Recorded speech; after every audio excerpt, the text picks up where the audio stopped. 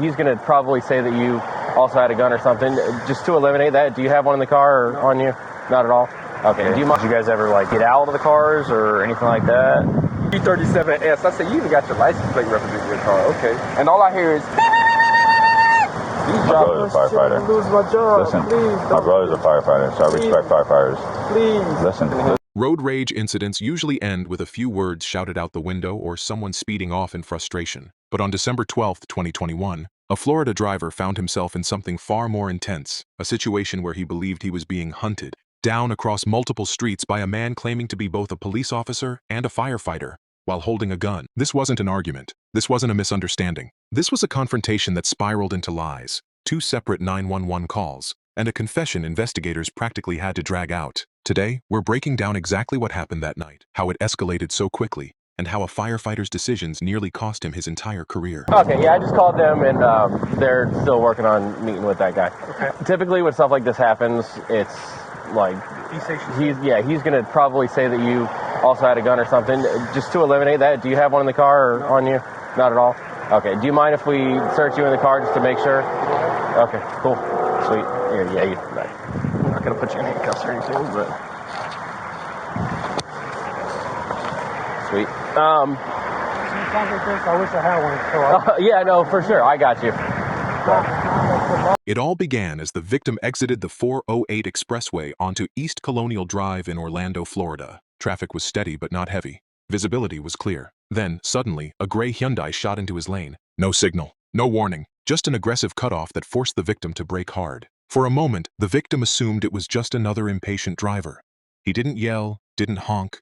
He simply continued toward his destination. But he didn't realize that this brief moment was the start of something much worse. Like I said, we at the stoplight, he talking to smack. I'm like, bro, you driving reckless.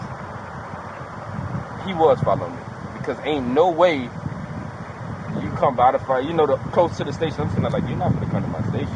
I had a U-turn and everything, and I'm on the phone like, you know, he's following me. Like, I'm not too comfortable with this at this moment. I'm not really too comfortable. She said, well, it's not against the law. And I was like, okay. And then me just looking at him as he followed me, then he just basically went away. As he drove, the victim noticed the Hyundai again, in his mirror, close behind, matching his speed. At first, he brushed it off, but the behavior kept repeating. No matter which lane he switched to, the Hyundai shifted too. No matter what turn he made, the Hyundai followed. Concern started to set in. He decided to take a different route, something completely off his normal path, just to test a theory. And the Hyundai followed that too. This wasn't coincidence. He was being tracked. Cameras everywhere. So all I hear is, I'm driving on the 408, and all I hear is,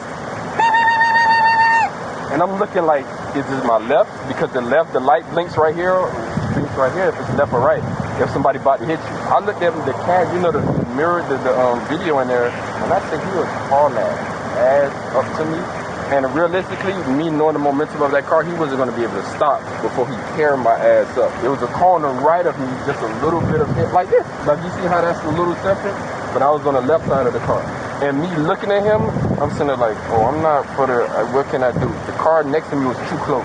Couldn't move to the left. Luckily, I was in the middle lane.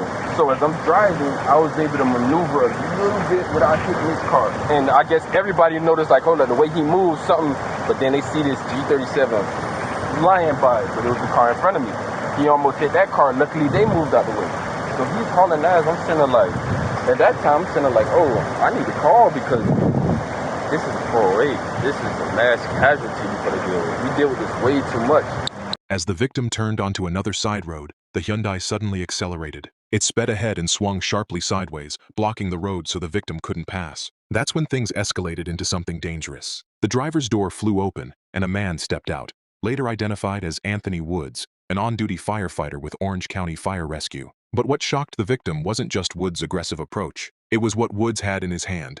A black handgun, fully visible, pointed down but unmistakable. Woods marched toward the victim's vehicle, shouting, "You almost hit me, and I'm a police officer. I'm a firefighter." The victim knew instantly. This wasn't a professional response. This wasn't even rational. This was a threat. The victim immediately hit the gas, swerved around the Hyundai, and escaped the blockade, calling 911 as he drove. But the situation wasn't over. Not even close. He's on the left of me. I'm like, you know you driving reckless. He looking at me like, I don't care. I'm like, bro, you honestly, I'm like, you're a dick. But overall, though, it's lives you put in that state. You're using your car as a freaking weapon. You don't understand that? Like, literally how you drive, and you drive between big trucks and cars. I'm sitting there like, my anxiety going up because I'm sitting there like, this would have happened. And I'm like, it shouldn't happen.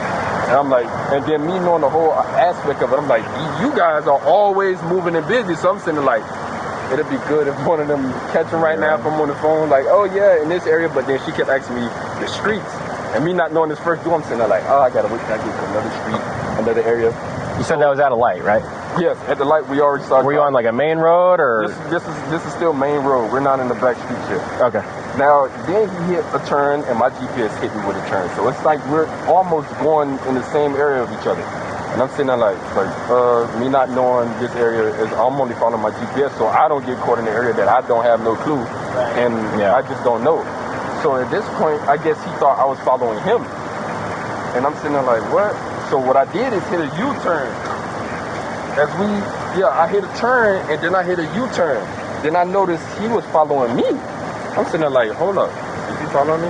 That was just a guess. I'm like, and I'm still. As the victim approached the entrance to his neighborhood, assuming he was finally safe, the Grey Hyundai appeared again. Woods sped ahead, swerved once more, and blocked the victim a second time. He jumped out of his car, looking angry and frantic, yelling, "Don't take my tag!" At this point, the victim was still on the phone with 911, describing everything. Woods noticed the call and suddenly backed off. He returned to his car and drove away, but the victim giving a statement to police wasn't the only report made that night, because Woods called 911 too. He was the lead. He was the lead. So let me ask you this, Mr. Woods. If you're in fear, right, and he was the lead car, why were you still following him at that time? No, see, now this is where I'm trying to make sure we get clear, because even though he know his area, I don't know that area. Right. When I saw it, I don't even remember approaching something, to be honest. I just know we hit a U-turn, and then I'm sitting there like, oh, this is how this going to go. After I took a picture of his license plate, and literally got that on camera, we're trying to tell the lady the license plate, I'm screaming the license plate, and I'm sitting there like, as we got out of there, he started following me. Because that's when, like I say, I got out of there, he started following me as well. That's when I was like, okay. Let me ask you this, Mr. Woods. When he was following you or you were following him, vice versa, that next stop, did you get out of your car again? No, I only got out of my car once. I can literally honestly say that. Okay. Let me ask you this. Did you cut him off a second time at a stop sign? No. Now, at the stop sign, to get away with me, he was in front of me. Mm-hmm. I remember that specifically as I'm on the phone. Right. I know he was in front of you, but I'm asking you, did you go, listen, fill me out. I know he was in front of you. But when he came to the stop sign, what did you do with your car? Went around him. Went around him and did what? Like, so if this is his car, when you went around and test of honesty here, did you stop or did you go? I went.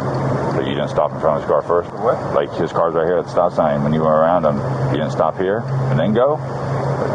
Did you stop in front of him? No, I never stopped in front of him. He actually stopped in front of me. But he was already at the stop sign in front of you when y'all left. He was already in front of me because at that moment, I feel like he was trying, like, I guess he was on the phone as well with you guys. And I'm saying like, oh, he's trying to block me in. And that's when I actually went around him and made a left. Right. You know, let me go back for something. Because we know about the whole getting out of the car and the gun and all that stuff. And you're probably reading between the tea leaves here why I know that. Yeah. Right? So what did you say to him specifically about maybe being a firefighter? I said, yeah, I work for the government, bro. Like, I'm a firefighter. Like, see, this, like, that's what I am. Like, you're driving reckless. I'm not just a guy that, if you look off the looks, tatted up, big, and then just, you know what I'm saying? I'm not Mr. really Woods, I know you said you're a firefighter. The rest of that you're saying I didn't hear that part. But you also said something else. What'd you tell me you're a police officer for? Was that a slip, or did you accidentally say that? Or? That was a slip. Okay. I meant first responder, firefighter. I didn't mean it. So you said, I'm a firefighter and a police officer. Yes, I apologize. All right. But you know you shouldn't do that, right? Yes, I was talking too quick. And all right. That was definitely my fault. Police arrived at Fire Station 87 to speak with Anthony Woods directly. He looked calm at first, and his story sounded rehearsed. He claimed the victim followed him. The victim drove aggressively. They had a verbal argument. He never chased anyone. Officers listened, but the details weren't lining up. Every answer Woods gave contradicted the victim's route, the timing, and eyewitness accounts from people who saw the blocking maneuver in the road. And Woods slipped up multiple times when asked to repeat his version. The officers pushed harder. Finally, after continued questioning, Woods admitted he did follow the victim. He did confront him. He did block him in the roadway. And yes, he did have his gun out. But even after confessing, he insisted the victim deserved it. His earlier claim about being a police officer was false. He was a firefighter, but had impersonated law enforcement during the confrontation. This admission changed everything. I'm going to jail? Yeah. Here. Oh, I'm going to lose my job. Please. Relax, Limbo. Please. Can I call my fiance? Listen, my brother's a firefighter. I'm going to lose my job. Listen, please. my brother's a firefighter, so I respect firefighters. Please. Listen. You have to make better judgments. We cannot be like police officers cannot act this way, and firefighters cannot act this way. Please, I'm gonna lose my job. No, I'm gonna lose everything. You can't. I'm gonna lose everything.